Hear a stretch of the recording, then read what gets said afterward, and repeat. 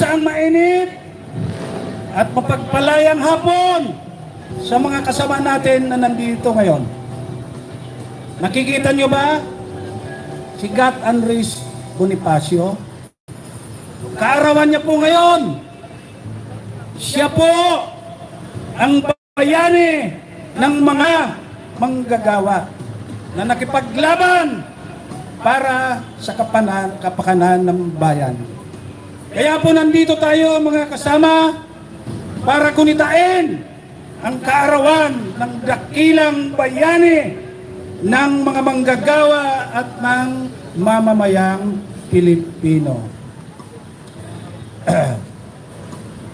Sa araw na ito mga kasama, hiwa-hiwalay yung mga nagrarally. No? Nandito tayo at meron tayong permit. No.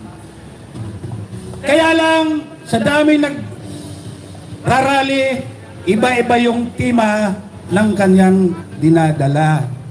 Kaya pa tayo, kami sa Labor Power Movement sa Aglo at ibang mga kasamahan pa, nagpapasalamat sa inyo, lalong-lalo na yung mga kasamahan natin na nanggaling pa sa Mindanao, yung mga kasama nating nandito sa kasalukuyan.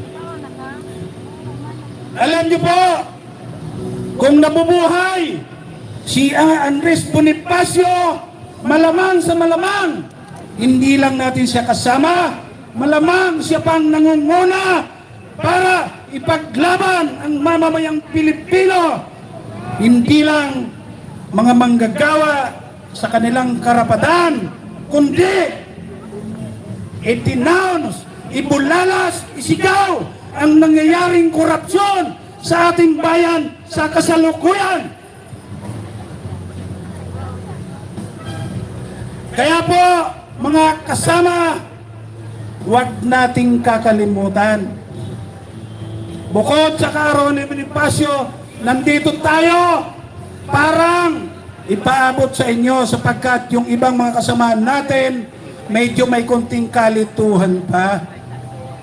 Ano ba? Sa kasaysayan ng Pilipinas, alam nyo, may edad na rin po ako eh.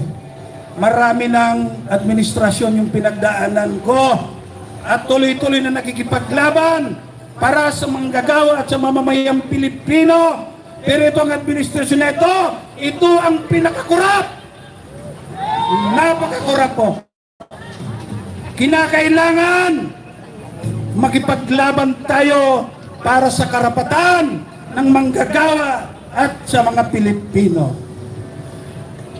Alam nyo ba, dahil dito sa krisis na ito, itong korupsyon sa flood control, no? Ang dami nating kasamang manggagawa na apektado, tanggal na sa trabaho, sapagkat halos lahat ng kumpanya konektado sa construction ay layoff na. Ang ibig sabihin yan, ilang daang libo na naman ang mawawalan ng trabaho.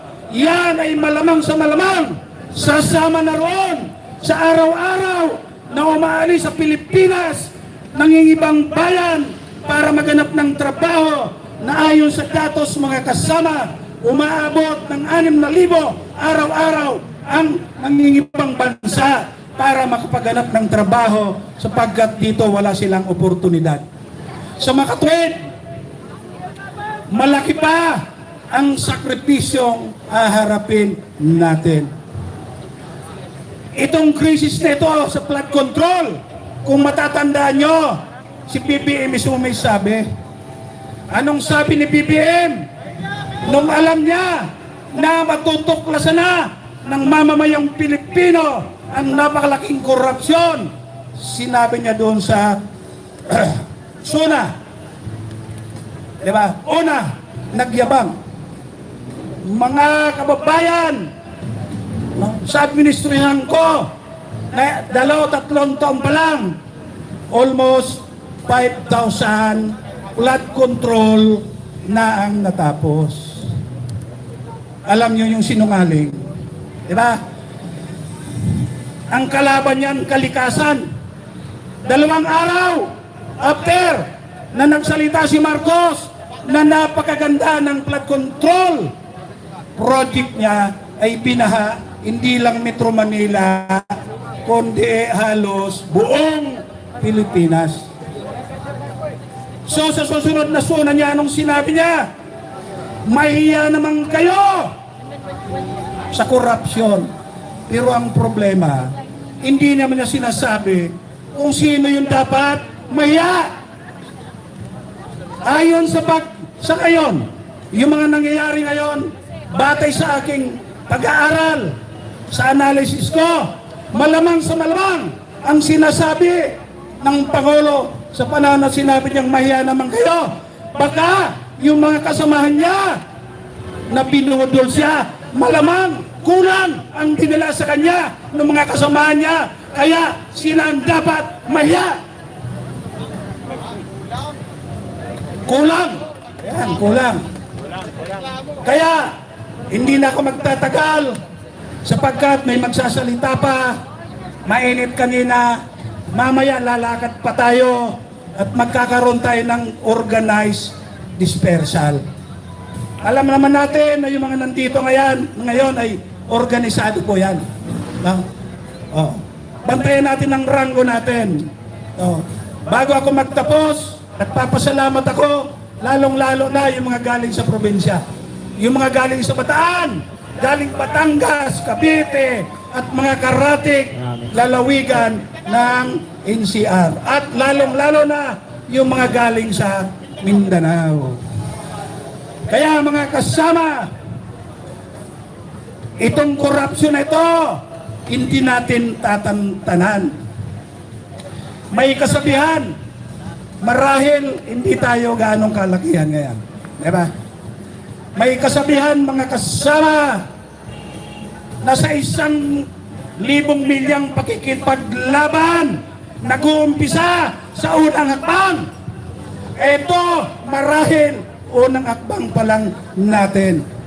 Kaya umanda kayo sapagkat tuloy-tuloy po tayo hanggat hindi natutukoy kung sino ang mastermind na malamang alam nyo na rin po yan kung sino ang mastermind at kinakailangan may sauli yung pera na ninakaw nila at dapat makulong, hindi yung mga nadamay lang, kundi yung mga prinsipal at mga mastermind nitong korupsyon na ito.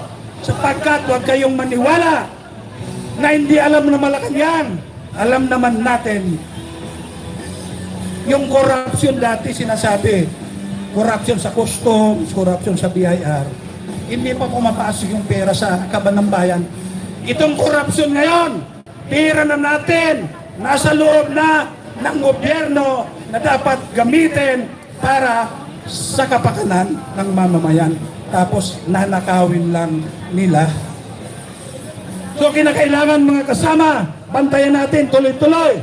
Kayo mga nandito, panimula pa lang ito, hanggat hindi ipapakulong yung mga responsable kasamang mastermind at hindi natin nababawi yung pera ng mamamayan na sa atin di po yan ay hindi tayo titigil.